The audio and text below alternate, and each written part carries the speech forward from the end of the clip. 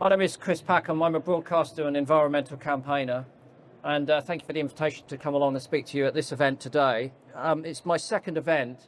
I was in Westminster this morning talking to an assembled audience of about 1,000, maybe 1,500 people, including a large number of MPs and peers.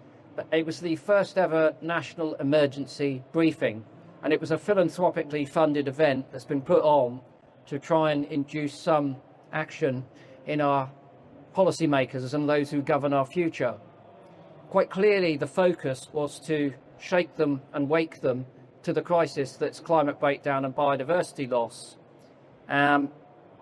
We know that we're in deep, deep trouble, and one of the missions of that briefing this morning was to present the truth, the facts, the science to those who are making the decisions. Because at the moment, unfortunately, we are being swamped by a tsunami of misinformation and dangerous disinformation by those who want bad business as usual.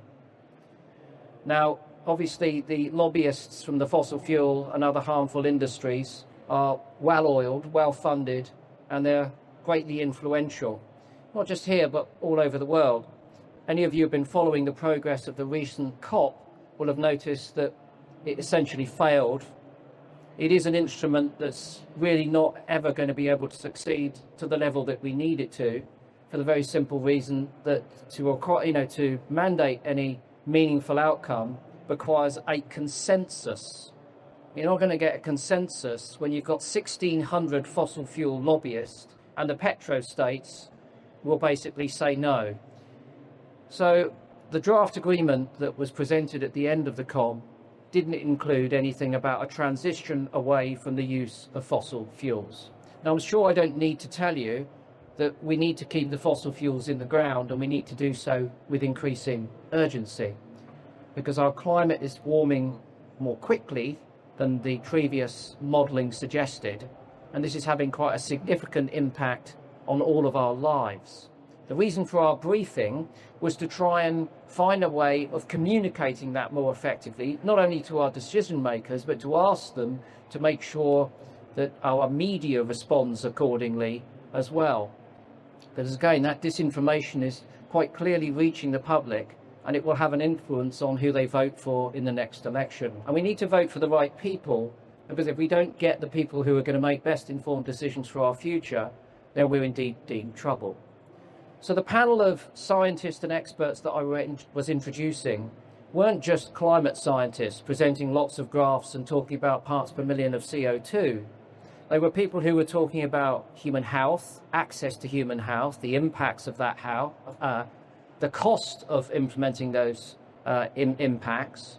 We were talking about food security, the ability to produce food, the impact that would have on the economics of food production, national and global security, because society under stress is not a pleasant place to be, and we know what happens. And these are all things which are quite clearly happening more rapidly than we had previously imagined. Now, I was only able to stay for the first three presentations, and coincidentally, the third of those, which was a brilliant presentation, and I urge you to watch it when it was online. Now, given we're here at Floodex, I'm sure you're going to be familiar with many of the things in that presentation. It was given by an academic from Newcastle University, and it was interesting that as much as I have a vested interest in understanding climate breakdown, biodiversity loss, and also making sure that I'm constantly searching for the solutions that we can implement to make sure that we can adapt to that properly and in a timely fashion, that the presentation is still shocking. So new research from the department that she works in has shown that the rainfall events that were predicted to happen in 25 years' time are indeed happening now. And she showed us lots of gruesome pictures of flooding both overseas and here in the UK. But more pertinent was her descriptions of how that flooding impacts us as ordinary people. Because I think that's one of the key things where our messaging is not getting across. We're not integrating the gravity of this crisis into the national conversation. People, I'm afraid, still think that these are isolated events that happen over there. California's burning, Greece is burning, Valencia is flooding, Libya's flooding. Well, then you need to turn on the news, and if they scrape through enough of the claptrap that's presented as a distraction, they would have seen that only last week significant parts of the UK were flooding. The trouble is, we don't seem to be able to have the imagination to, empathise, sympathise with what the people who are experiencing these impacts of climate breakdown are feeling. We watch it on the news, but because it's not our house, our business, our school, our hospital underwater, we think it's all happening somewhere else and it's never coming our way. What the data shows, and I don't need to tell you again, is that it is coming our way and we need to do something about it. Now, I would feel disempowered and probably hopeless if I didn't think that we, didn't have an arsenal of abilities to deal with that. And I know that we have those, and you know that because you're here with many of those solutions.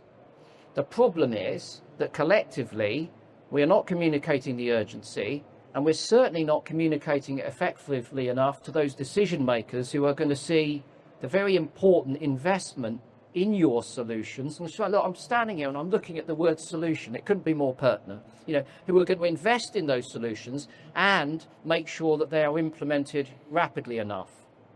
And what I like about these sorts of events is my father was an engineer. I've never seen so much clean engineering in all of my life. Everything that he took me to see was covered in oil grease, had been smashed up, and a lot of it was quite rusty. So it's a pleasure to be in an environment where everything's sparkling clean, but I think it's a little bit unrealistic. But anyway, so I like the idea of people like yourselves, imaginative, creative, innovative people coming up with those solutions. I had a conversation with an engineering company earlier this week. Can't talk to you about the precise contents of that. It's all a bit hush-hush at the moment.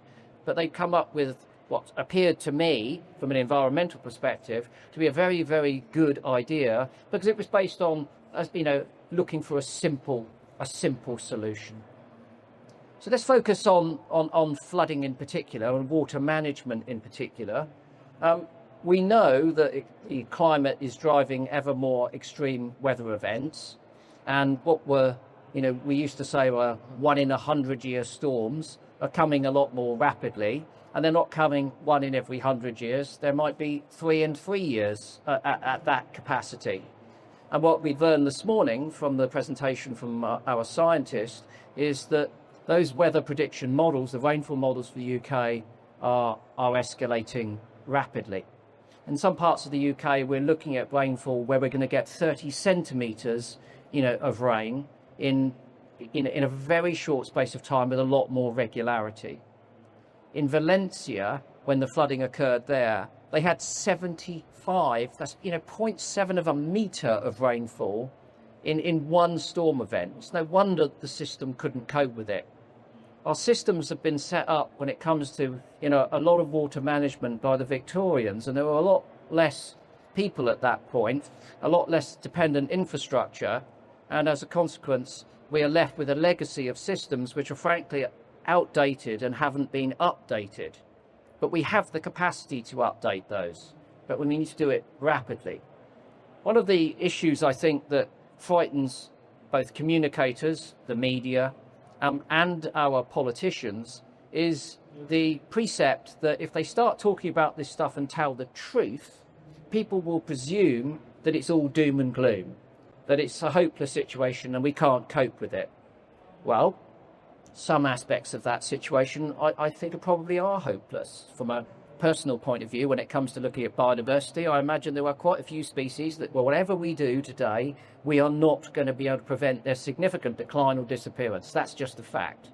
So I'm going to have to grin and bear that.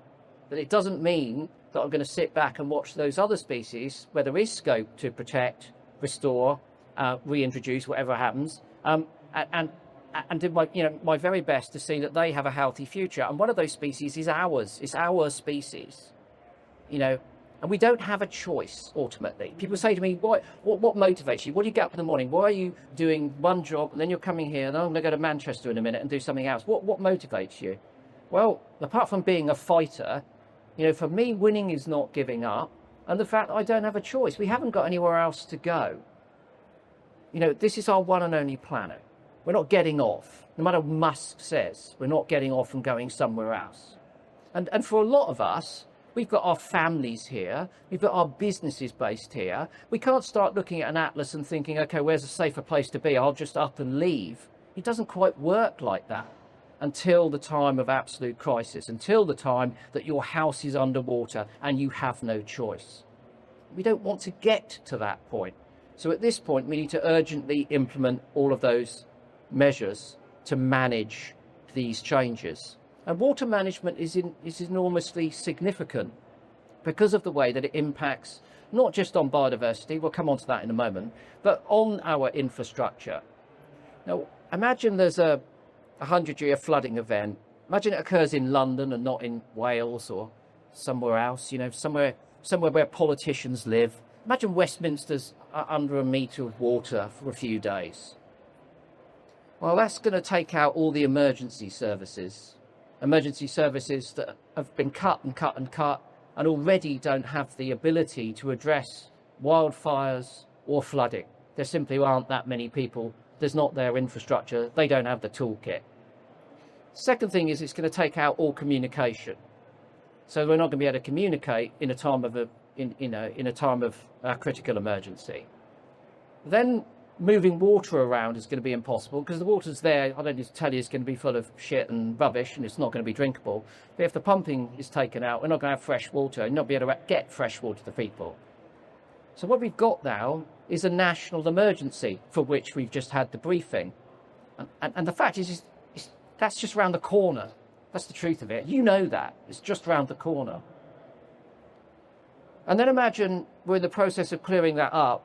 And let's not forget that it's cost us millions, if not billions of pounds. And the impact on people's lives, their livelihoods and their business will be in some cases irreparable. It'll be damaged forever. And let's also not forget that, you know, people's lives will be lost. And that we're not talking again about developing countries here. People's lives were lost and have been lost in significant numbers in Spain and in other parts of Europe. Libya, a lot of people's lives were lost in a significant flooding event. So it's not something that's happening in another part of the world which we perceive would be, you know, way less prepared than we are. It's happening in countries like ours. Then, imagine, in the process of clearing that up, there's another 100-year storm. Well, then we've got more than, you know, one national emergency. We've got something which will carry a legacy on into the future, a future which is already getting more difficult, which may never be recoverable. That's how vulnerable we are. And if people can't, imagine it's a wide area, the whole thing's flooded. If they can't access fresh water and they can't access food and food can't be delivered, then you're going to risk societal unrest because basically people will be desperate. We'll all be desperate. It's saying people, it's saying we will be desperate. And this is how this problem escalates into everyday life. So flooding is a very, very serious issue which requires very serious and immediate investment and action. There is no ambiguity about that whatsoever. Now in the past, quite clearly, it was all about just shifting water. Let's get it from one place to another as quickly as possible and it will be someone else's problem. But what we've learned in recent times is that strategy, which may have worked in Victorian times, is not working now. Because even if we do shift the water, it's dirty water. It's overflowing all of our sewage systems. I don't need to get into water quality. I'm going to try and avoid the issues of water quality and the issues that we have with agricultural runoff and obviously sewage spills in the UK, because that's another can of shit that once you open it, it's going to stink for the rest of the day. However, we have solutions to these things. We're just not mandating their implementation. Now, I'm obviously going to be a firm champion of biological solutions, nature-based solutions. And we know that they work. They're tried and they're tested. They've been tried and tested by nature before we needed to retry and test them.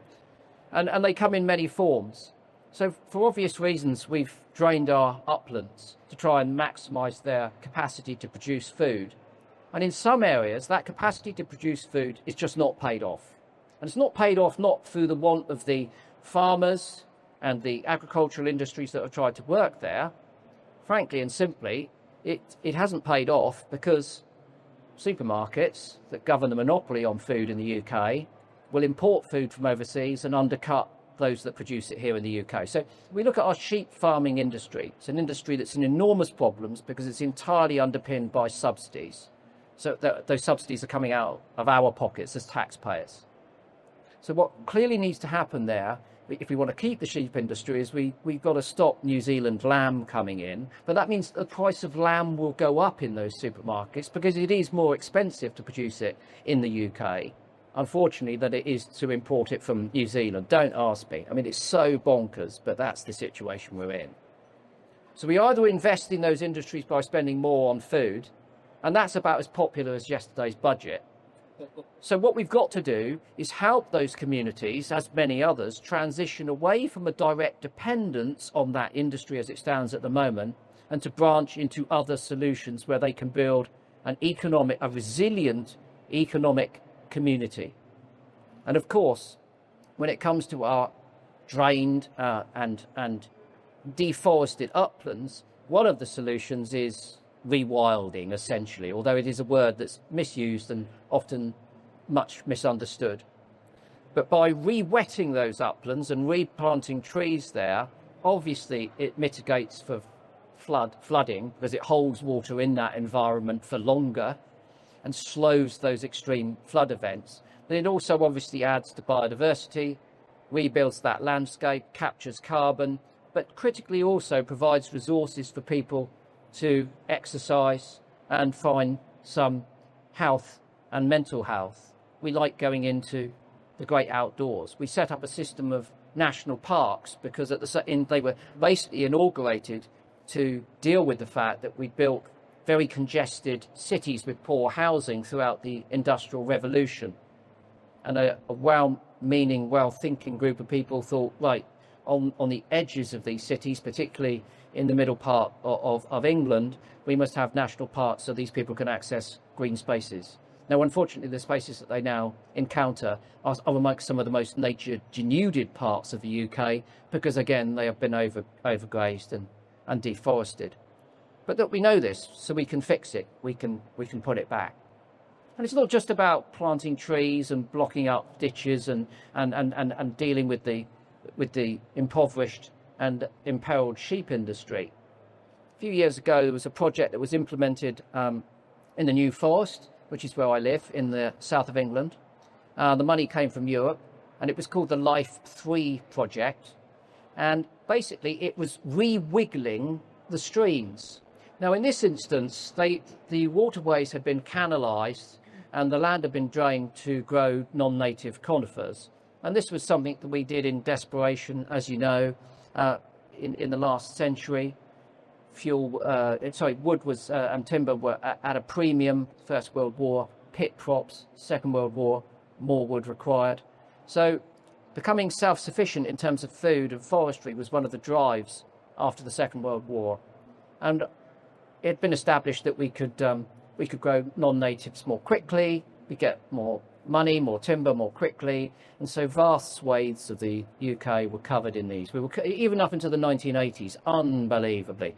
We were still cutting down our own native ancient woodland to put in plantations in ancient woodland, as we call them, and that was being subsidised by us, the taxpayers.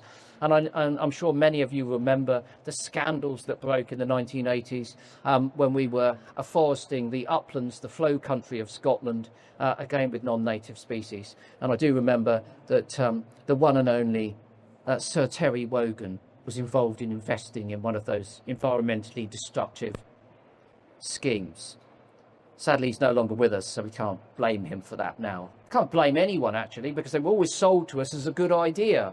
Rather like when they were telling us that diesel cars were better for the environment. And we all went and bought diesel cars. So they were sold to us as a good idea. We've learned they're not, and now we've got to set things straight. But there's lots of people out there who've been practicing that, trying and testing it. The Wildlife Trust is just down here. Now, the Wildlife Trust, despite their scale, because they work on a sort of a county-by-county basis generally, are still, with the best will in the world, and will always be, under-resourced in terms of their capabilities. And the reason for that is basically because we can never own enough land, because land is so expensive in the UK, again, due to social inequalities. 1% of the UK, 1% of the UK's people own 50% of the land, and that keeps land prices very high. It keeps housing prices really high in the UK, and it's that abnormality that we've always had to deal with. We can't get access to enough land to do what we know we can do when it comes to fixing it. So we need basically access to that other land to apply our tried and tested techniques. And the Wildlife Trust and other NGOs, when it comes to land management, have been implementing all sorts of rewilding schemes, and the vast majority of those have progressed extremely well because they've been based on projects that have been previously run out. Going back to our project in the New Forest, so I remember going there in the early 2000s. It ran between 2003 2006, and there were a couple of rivers there, small streams. Don't think big river, they're streams running across this piece of acid heathland and blocks of some of our best ancient woodland, and they were wiggled with machines like some of these. So it was heavy duty stuff. They got in, they cut the trees down, they got the diggers in, and they basically reshaped these rivers, and then they dug other holes somewhere else, and it all looked pretty raw and muddy and messy.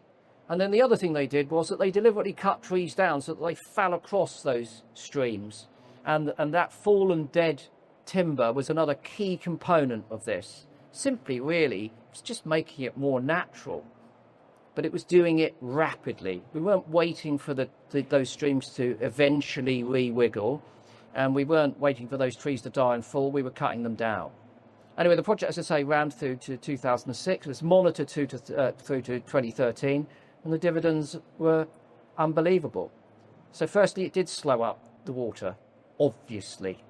The biodiversity went through the roof. So many species that had been absent from those streams but previously recorded, it's a very well recorded area, returned and began to flourish. Now, the key thing is that was 2013. It's more than 10 years later. I still live there and I still visit those streams. And frankly, it's got even better, even post the monitoring. So we do have that very simple, I mean, this is JCBs with properly trained people doing stuff and achieving a lot very quickly. What we don't have is the will to see that as part of a solution that will impact positively. And let's be clear again, when those canalised streams in a national park, which titillate me because they've got birds and damselflies and various other aquatic invertebrates, which I find sexy, are being rebuilt and rewilded, it's not just me that benefits. It's the people in those towns and villages on the south side where the water drains of the New Forest, whose homes are no longer at risk of flooding. Now, I know someone else is going to speak to you about beavers, so I'm not going to say too much about that, except for the fact that you've got to think of the beaver as a JCB. Only you don't need to mince up the ground to get it in, and you don't need a driver, and you don't need the enormous overheads of God knows how much those machines cost. What you do is you release a couple of pretty big rodents and you let them do their business. And the rodents are really smart, because they don't need to monitor the flow over a period of time and then analyze it using AI. They've got it all tuned in here. They come naturally knowing where to put their dams, and their dams achieve exactly the same sort of thing. But as I say, I don't want to interrupt someone else's talk, which would be more thorough and informed than mine when it comes to beavers, but they are part of a natural solution. And up until very, very recently, we were the only country left in Western Europe which hadn't facilitated the legal reintroduction of these animals. Even Albania had reintroduced the beaver before Britain. What on earth is going on? Well, what's going on is the fact that we had enormous opposition from the farming fraternity and their very powerful lobby. because they like inventing enemies, because they don't like change. They don't like change because at the moment they're making a lot of money out of big agriculture. Big agriculture needs to change. And, you know, the human species is a remarkable organism. I mean, let's just think about ourselves, you know. Well, just think about this. I mean, I don't need to tell you any more than just to look out here, the things that we're capable of coming up with in terms of technology. And then if you like, you could leave here and you could go to an art gallery and look at something extraordinarily beautiful that someone has conceived and imagined to communicate something to you instantaneously, which can make you feel good or bad. You know, we can write music, you know, everything from the Ramones to Rachmaninoff, okay, which can change our moods. We are brilliant. We're adaptable, we're creative, we're imaginative, we're innovative, resourceful. I mean, I could go on bigging us up, but the one thing that we're not very good at is changing our minds. I'm still listening to the Ramones. I've been listening to the Ramones since 1976. What's the matter with me? We are always suspicious and resistant to change because we like the comfort of the status quo. The trouble is, the status quo has gone. There is no status quo. This brings me back to my original point. We're now seeing rainfall events which were classed as 1 in 1,000 years and then downgraded to 1 in 100 to events that are going to be happening regularly in the next 25 years. That's not status quo. So if we just think that everything will be okay, let's carry on as usual, carry on listening to the Ramones, it's just not going to work. The difficulty that we face is convincing our decision makers, those that we've elected, frankly, not just elected, but put trust in, to make decisions on our behalf at this critical point. And from your point of view, what clearly is most important is that they are brave enough, bold enough, and imaginative enough to invest in the solutions that you have at your disposal. That's what we need to be demanding at this point in time. Within those budgets, what we need to see is those types of transformational, transitionary investments. And they're being made by other people. Just as an example, when it comes to renewable energy. So, the switch to renewables in the UK, on paper, as presented by the government, suggests that when it comes to electricity generation, we've reduced our dependence on fossil fuels by more than 50%. Actually, when you drill down into it, it's about 26 to 28%. Once again, statistics do some muddying of the water. But nevertheless, we've reduced it by 26%. Where we've failed to reduce our emissions on a significant level are transportation and agriculture, particularly animal agriculture. So we're really not making any inroads there, meaningful inroads whatsoever. So the China, on the other hand, always portrayed as the world's worst, well, second worst up to America, second worst polluter, all the stuff about coal-fired power stations, so on and so forth. Well, that was certainly the case a few years ago, but it's not now. China is spending more on research and development and production of renewable energies and their technologies than every other country on Earth. 50% of the cars moving around China, as I speak, are electric. And 50% of their energy genuinely, not the 26 to 28%, but the genuine energy is being generated through renewables because they're cheaper and because they're going to sell them to us. So that when we finally get round to mandating the fact that our new homes do have to have solar panels on the roof and communities will be dependent on local wind turbines, which will, work at a community level rather than being placed in far-flung parts of the countryside and causing enormous inefficiency when it's down to the transference of that energy, they're going to come from China. We'll be buying them in. That's not good for our economy. That's not good for the jobs that this government keep telling us that we have to protect and that we have to invest in. If this government really wanted to invest in jobs, the economy and the future, it would be moving through those transitions, investing in your industries, making sure that what you are capable of doing to prevent solutions to not just a few wet high streets, but the type of significant damage and disruption that I've spoken about was being addressed right now. My biggest problem, I imagined a few years ago, was through to the end of my life having to champion the needs of addressing climate breakdown and biodiversity loss and trying to encourage people to take on board those solutions. But something else has come up, because all I have to do now is look across the Atlantic at the Trump administration to realise that if you get the wrong governance, you're never going to be able to implement those solutions, because they're going to scrap them. They will call them net stupid zero, talk about scrapping the Climate Change Act, and then say that if you're in renewables, we're coming for you. We have to be very careful now about who we elect to govern us, and we have to look to those people who recognise that they have to listen to best informed advice. And that best informed advice needs to come from you, because you're on the front line. You've got those solutions. It doesn't have to come from spurious stupidity on social media. So if I can ask you,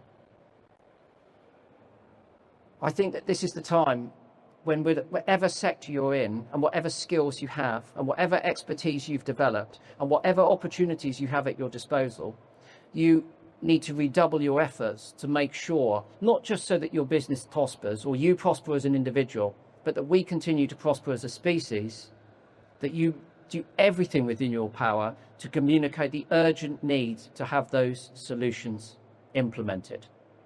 In the meantime, I'm going to get some beavers. We used to chuck them out the back of transit vans. We don't have to do that anymore. You can do it legally now. Okay.